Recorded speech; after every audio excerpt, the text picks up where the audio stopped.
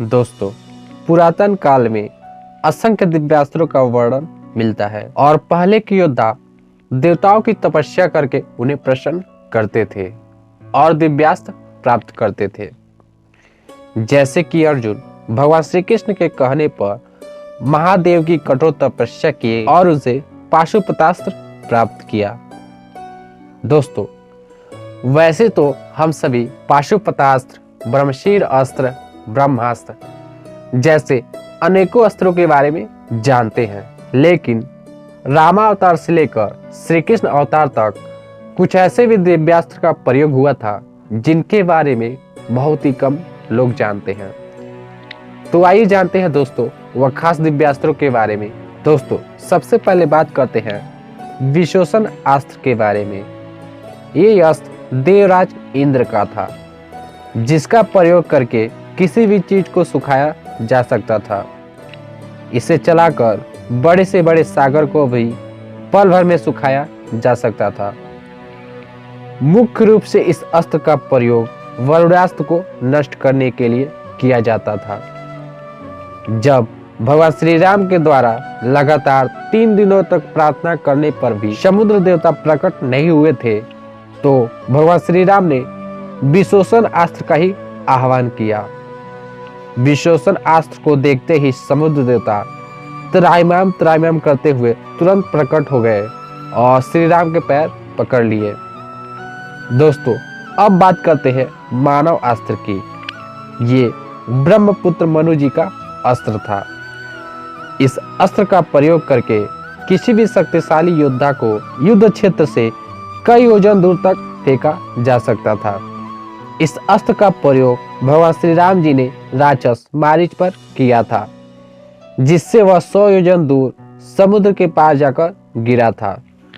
अब बात करते हैं शैलास्त्र की। इस अस्त्र का प्रयोग वाव्यास्त्र को नष्ट करने में किया जाता था। अगर कोई योद्धा युद्ध क्षेत्र में आंधी तूफान उत्पन्न करता था तो शैलास्त्र का प्रयोग करके उसे नष्ट किया जाता था। महाभारत काल में कर्ण और अर्जुन दोनों को इस अस्त्र का ज्ञान मालूम था। अंतिम युद्ध में उन्होंने इस अस्त्र का प्रयोग भी किया था। दोस्तों, अब बात करते हैं मेघवान अस्त्र की। दोस्तों, देवराज इंद्र का यह अत्यंत शक्तिशाली अस्त्र था, जिसका प्रयोग करके एक योद्धा अपने चारों तरफ एक कवच का निर्माण कर लेता था और शत्रु द्वारा बाणों का बौछार करने पर स्वयं को बचाने में सक्षम रहता था। और साथ ही यह अस्त्र किसी भी माया को काट सकता था। रामायण में लक्ष्मण जी इसी अस्त्र से मेघनाद के माया को नष्ट किया था और महाभारत में कर्ण ने इस अस्त्र से घटोत्कच के माया को नष्ट किया था।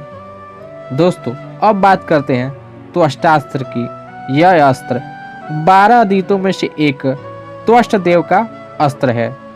इस अस्त्र को चलाने से शत्रु पक्ष के योद्धा एक दूसरे से ही युद्ध करने लगते हैं। रामचरितमानस के अनुसार श्री राम जी ने खरदूषण के 14,000 योद्धाओं को नष्ट किया था।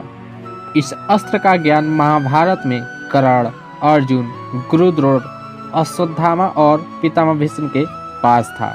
दोस्तों, अब बात करते हैं स्थूना कर्ण अस्त्र की। यह अस्त्र स्थूना कर्ण नामक यक्ष का था। इसी यक्ष से शिखंडी को पुरुष तत्व की प्राप्ति हुई थी और इस अस्त्र को राक्षसात्मक के रूप में प्रयोग किया जाता था। इसी अस्त्र से बलराम जी ने जरासंध के शक्तिशाली गदा को नष्ट किया था। इस गदा के होने मात्र से जरासंध को हराना देवताओं के लिए भी असंभव था और इसका ज्ञान बलराम जी, महारथी कर्ण, भीष्म इत्यादि के पास था। दोस्तों, अब बात करते हैं महेश्वरास्त्र की, जिसका वर्णन बहुत ही कम मिलता है। यह अस्त्र भगवान शिव जी के तीसरे नेत्र की शक्ति से संपन्न माना जाता है। इस अस्त्र के आवाहन मात्र से ही धरती जलने लगती थी, भूकंप उत्पन्न होने लगता है, आंधी तूफान चलने लगता है। इस अस्त्र के प्रयोग से बड़े बड़े शक्तिशाली योद्धा, दैत्य, असुर एक ही बार में नष्ट किए जा सकते थे। इस अस्त्र के भीषण शक्ति के आगे देवता भी टिक नहीं सकते थे।